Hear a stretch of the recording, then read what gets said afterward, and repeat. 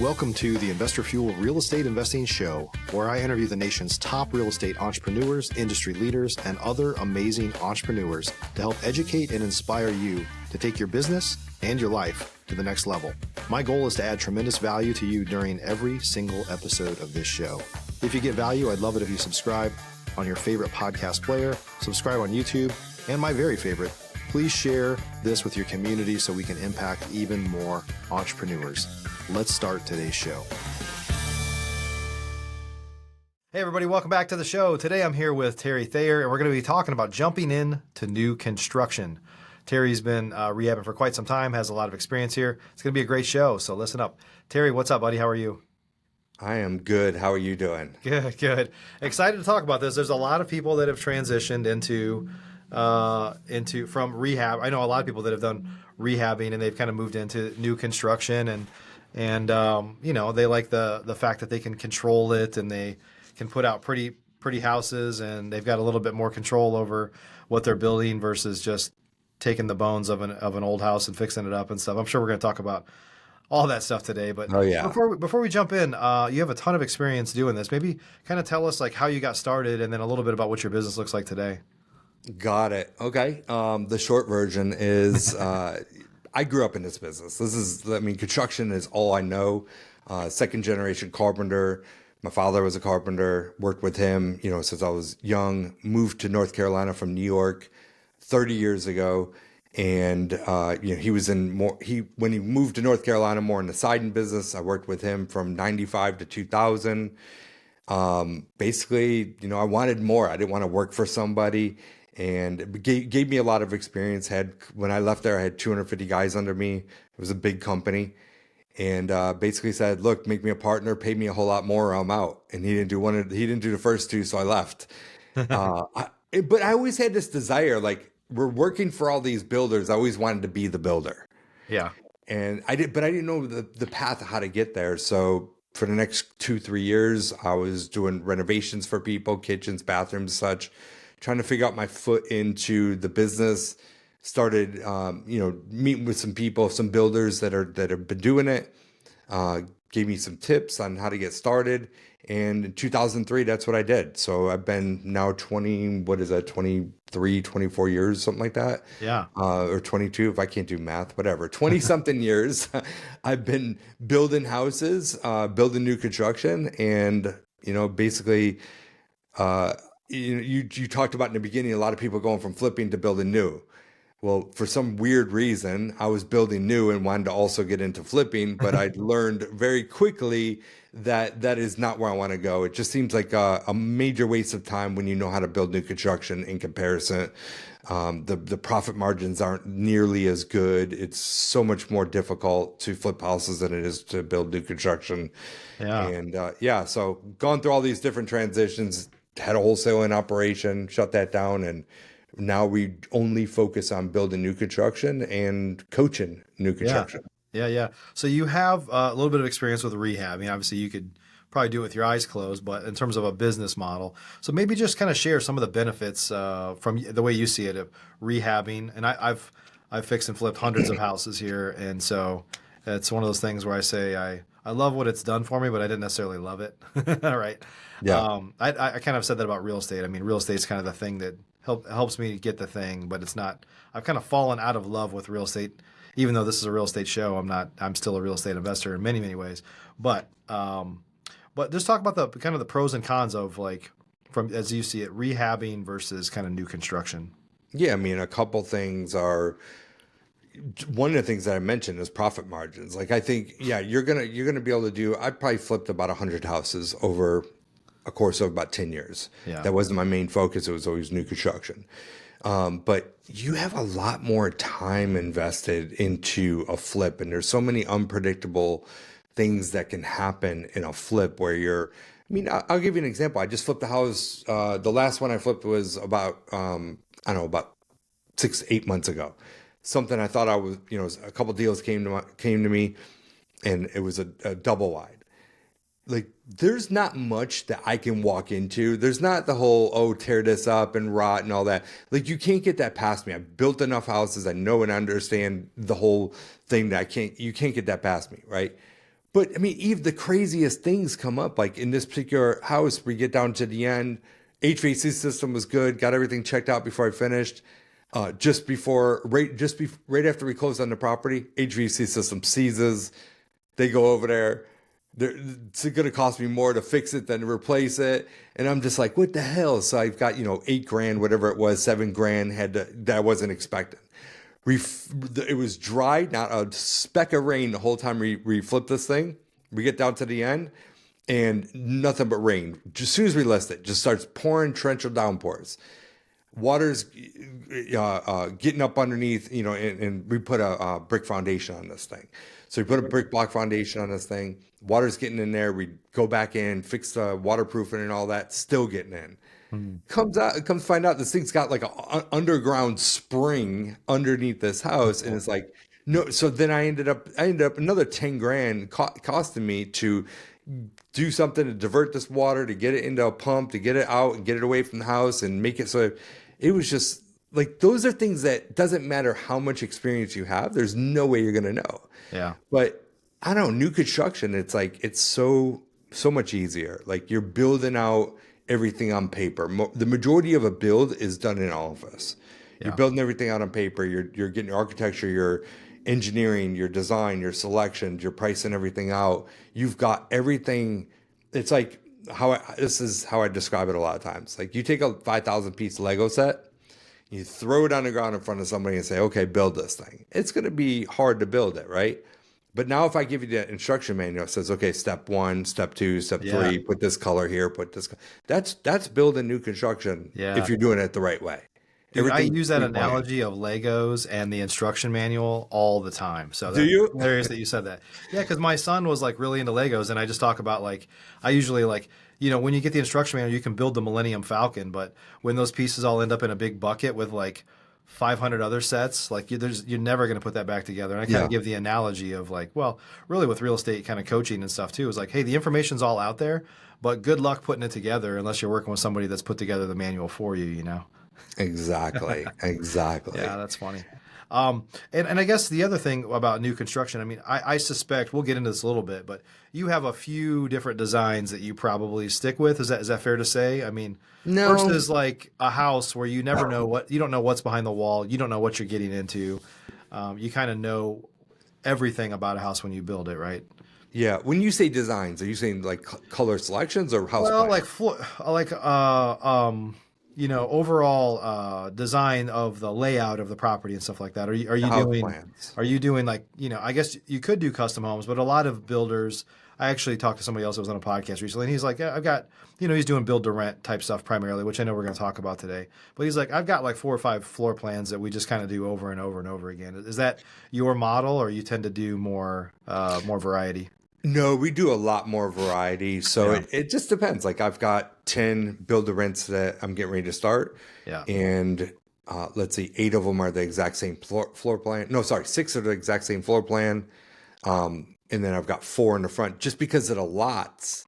They're a little bit different size. So I had to make something custom for those lots. Yeah. We do a lot of infills. So I'm not very, plug and play and type of thing. So then, those are my build to rents. I've got 11 that I'm building right now, I do have, those are pretty similar. We change up the elevations, but then we've got some custom $1 million homes that we're building, and every single one of those are a different plan every time. Yeah.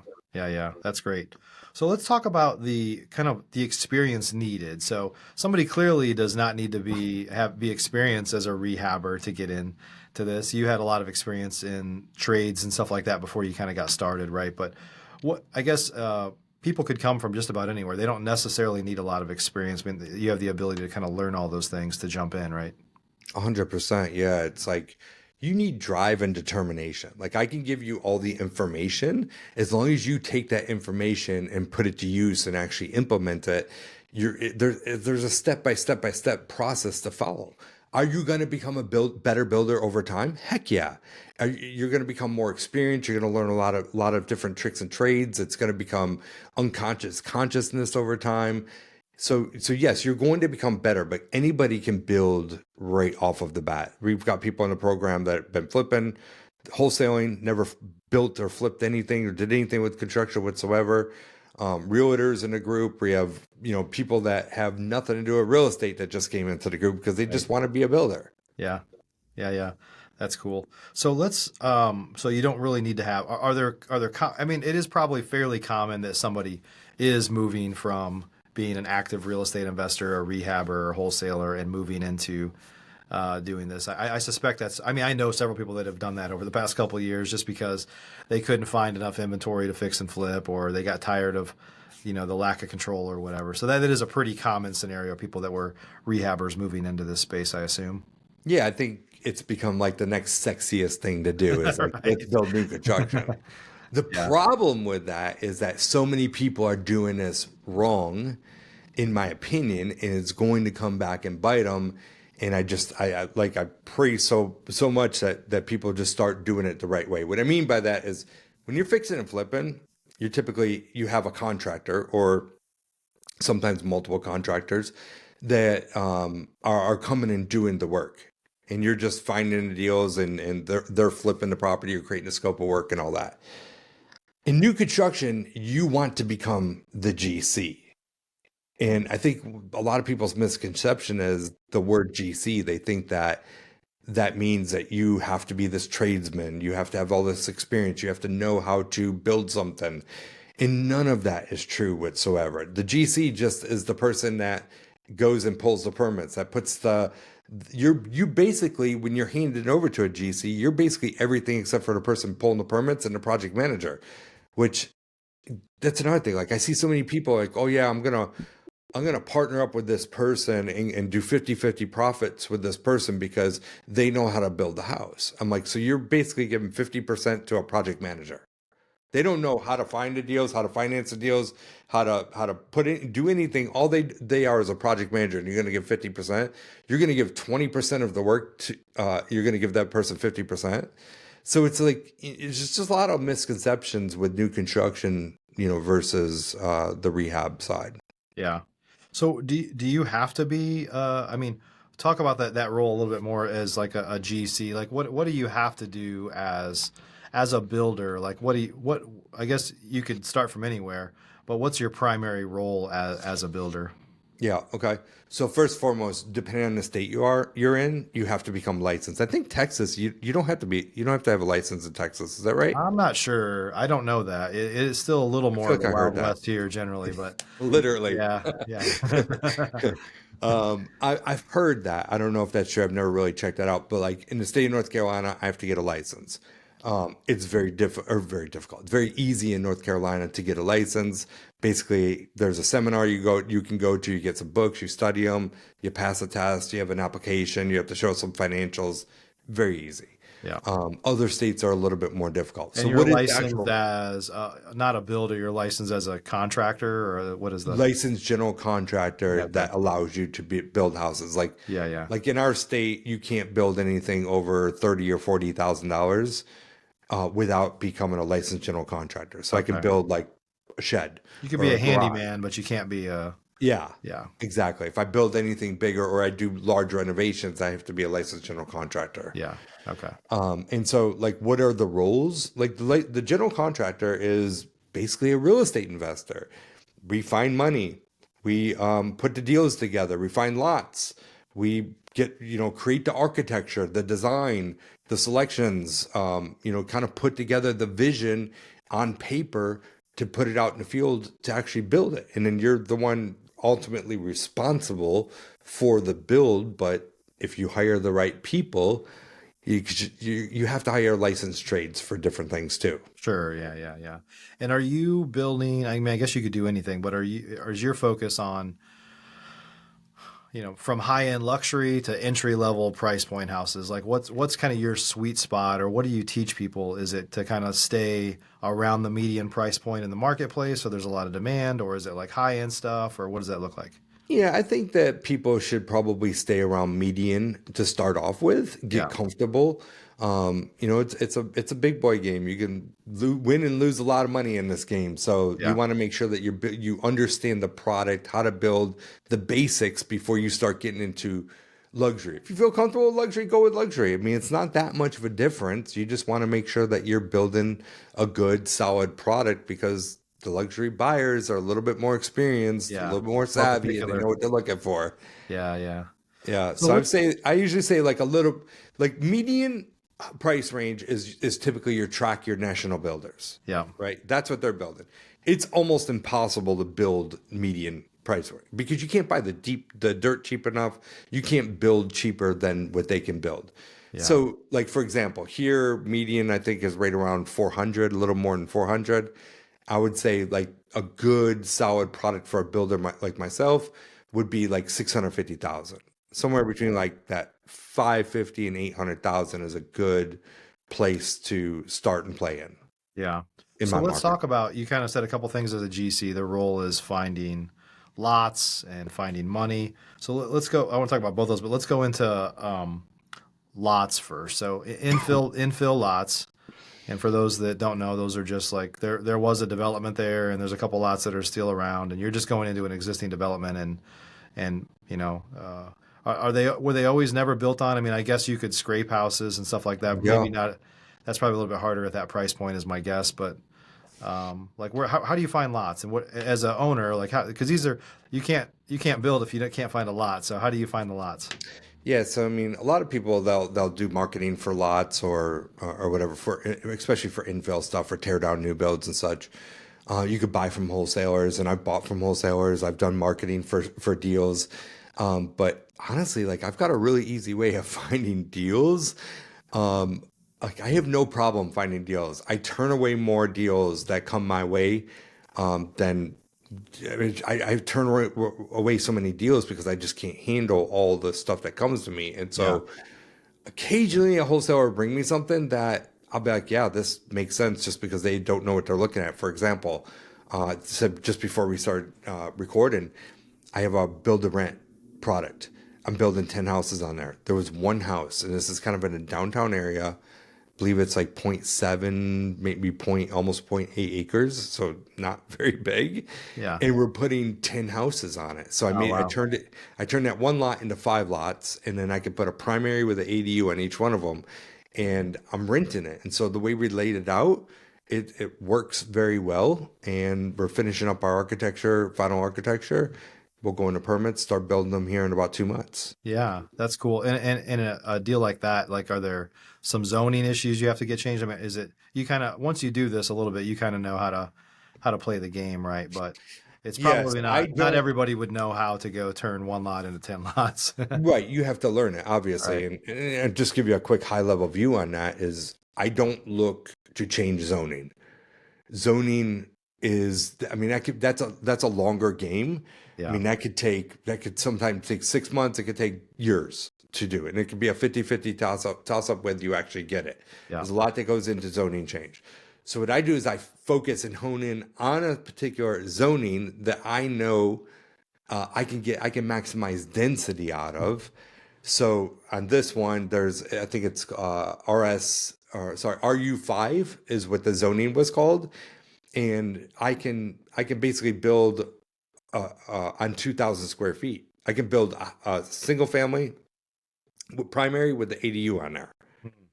So so they maximize on density, which has become a big thing over the last several years. Yeah, probably cities, and every city is going to be different, right? But there generally is a lot of pressure on affordable housing, so they're okay with maximizing density in a lot of markets because they want more affordable housing, right? That's exactly what it is. Yeah. So when I'm looking for deals, I'll hone in on the zoning.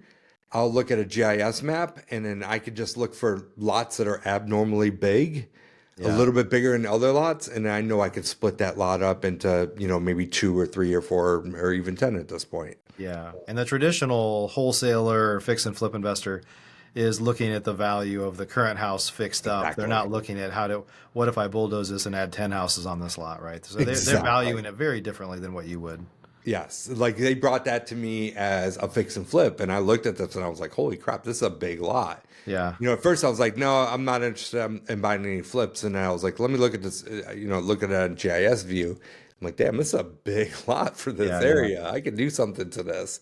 yeah. So yeah, I and mean, then from somebody that's flipped hundreds of houses and wholesaled hundreds of houses, I can tell you, I never once that I can think, I'm trying to think of this right now, like ever paid attention to the size of the lot, other than like, oh, this is a big lot. I might say it's a big lot, but I never right, thought like, what else could I do with all this space? That was usually like a burden. Like, man, we got to mow all this.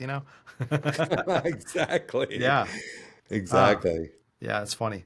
And then let's talk a little bit about kind of finding funding. So obviously, on the real estate investing side, there's, if you're wholesaling, it doesn't matter. If you're a rehabber, you got to get kind of private money or maybe hard money or things like that. Like, what are the common funding sources in the building game?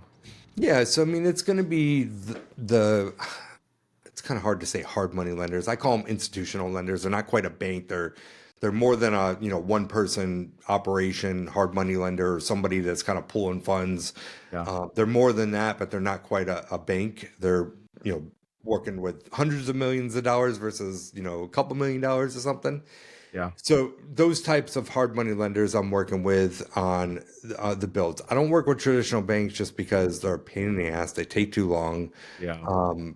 You're maxed out at how much they're going to lend to you. You're usually going to get the best rates, but it's just not worth the headache going through it.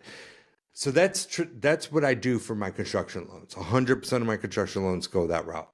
But when I'm buying land, lots, so like for example, I buy this one house, I tear it down, and I turn it into 10 lots. I borrowed private money for my land, my tear down, any kind of horizontal work that I need to do to get this thing build ready, my architecture, all that stuff. So I borrowed the money for that. I've now prepped this into 5 lots. It's all prepped into 5 lots. I'm finalizing the architecture. We're getting ready to go into permitting. As soon as we go into get the permits back and I have everything priced out, designed, and I know exactly what it's going to build me and build exactly what I'm going to build and how much it's going to cost me. At that point, then I refinance out the first, which is now private money, into a hard money lender or institutional lender. And I typically don't have to put money into the deal because I bought so well. I turned this one piece into 5 pieces, which is now 10 units. Yeah. And You got a lot of sweat equity there. exactly. Yep. Yeah. And is it traditional hard money lenders? I know we've got partnerships with a couple of large lenders. I think they do a little bit of new construction. Yeah. Yeah, like I mean, CV3 is a big one that we work with. We have a ton of notes with them right now, Yeah. Yeah. Okay. long Okay. term and new construction. Yeah. So let's talk about some of the pitfalls, like things you've seen of people that kind of jump in. And of course, you kind of mentioned one up front of people that, don't know what they're doing and, try to do too much themselves or try to hire their fix and flip guys to build a house or whatever. But That's a big one what are too. some of the pitfalls that you've seen, people that kind of jump in and don't do it the right way, I guess? Yeah, I think the biggest thing is that they hire GCs to do the work and then they try to act like the investor. Yeah. And it's just like, look, you're already the investor. Everything's going to fall back on you regardless. That GC is just a contractor that's going to go away. When you flip a house, well, you might be able to, you might put one of those home warranties, a $500 home warranty on it. Boom, you're done with that thing. Right. Your responsibility is over. When you build a new construction house, you offer a 1-year warranty. You have to offer a 1-year warranty, okay? And then there's kind of like this unwritten rule or kind of thing out there that you have to have a 10-year structural warranty. Some states actually make it mandatory. Some states, if it's not mandatory, but if something happens and there is a structural failure and they take you to court, you're going to lose every time within that first 10 years. So you might as well put that into your plan. And it's, again, you're going to have some shitty GC why is that GC wanting to build your houses for $20,000, $30,000 a pop when that person can do the exact same thing? All they are is a glorified project manager. They could do the exact same thing themselves and get 25, 30% of the sales price in the form of net profits. Right. You see what I'm saying? Like, Yeah. if they're going to build a $500,000 house for 20 grand, but you're going to, if you build it, or if they build it and buy the land and get the financing, yeah, they have less risk, but they'll make $125,000 or even more. Yep. Yeah. It's usually because they're the B and the C contractors that don't know the whole thing. You basically, I bet 95% of people that listen to this podcast that are real estate investors, they literally, all they have to do is become a licensed general contractor. So now they can pull permits if you have to be licensed in your state and understand the front end process, and boom, you can build houses, take all of it. When you control the risk, because if something goes down, it's going to fall on you, not that GC that you hired. Yeah. Even if there might be some repercussions on them if they're licensed and all that, but I mean, it's ultimately going to fall back on you as the owner. Yeah. Yeah. Let's talk a little bit about kind of build to rent. I know that that's some of what you do. Maybe talk about like how that differs from just regular building. I mean, there's probably a lot of similarities, obviously, and then kind of why do it. I mean, a lot of people have rental portfolios. I have a rental portfolio, but I've got stuff scattered all over the place, and they're just houses that I could have wholesaled or fixed and flipped, but I kept them as rentals, and so there's no rhyme or reason why I have like that one, other than that's the one I found. That's the opportunity I came across. So, but Yeah. maybe just talk about the build to rent model, because I know it's pretty hot right now. Yeah. So when you're buying rental properties, fixing, flipping them, and putting renters in there, you're constantly. It seems like you can never make money on cash flow, because if someone stays in that house for 2-3 years, whatever cash flow you made on it, as soon as they leave there, obviously you're putting the money back into it. But then the other thing is like HVAC unit goes out, roof. There's always something where you're just constantly putting that money back into it. Yeah. So build to rent, deferred maintenance. Number one. Number two, you're building it exactly to the person that you're renting to. The layout, everything. So it's all new construction. It's your design. You know exactly what is going to work best for that market. And then the other part could be on both sides. But the materials that we put in there, we do mostly furnished rentals. Okay, so I'm going to build these things energy efficient because I'm fronting that bill. I'm going to put some things in there that I know are going to last. My flooring, I put laminate flooring in all of my rentals just because, I mean, you get some decent looking laminate flooring, Yeah. but it stands the test of time with, people tracking through there. Yeah. Yeah.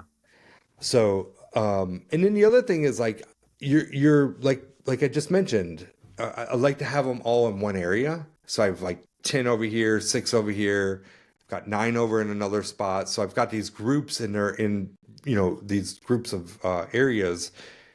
The other thing is like, look, I bought one house.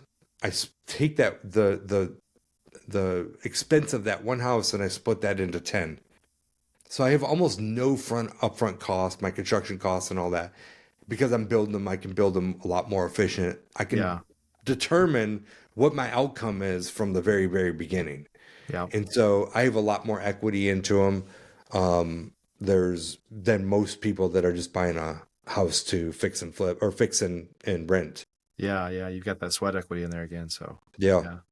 Yeah, I think if you had control, like, I mean, I just happened to I mean, I like 3-2-2s, but that's because that's what I was looking for when I was buying. And, sometimes you get like a 2-1.